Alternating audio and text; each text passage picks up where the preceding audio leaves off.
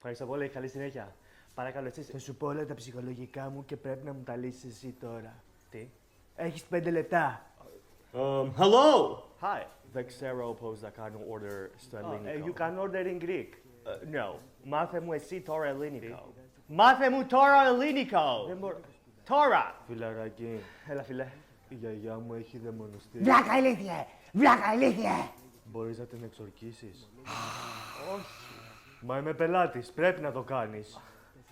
Sit, brother. Παρακαλώ. Φιλαράκι, ζεσταίνομαι. Θέλετε να κάτσετε μέσα που έχει κλιματισμό? Όχι, έξω θέλω να κάτσω. Τότε δυστυχώς δεν μπορώ να κάνω κάτι. Γιατί?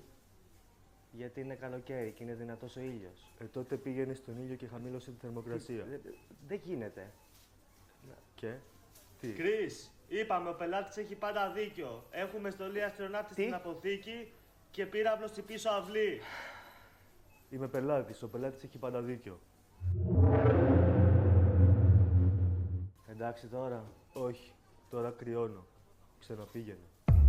Αυτό ήταν. Παρετούμε. Τι! Και πού θα βρεις καλύτερα, ρε! Μετανιώσεις.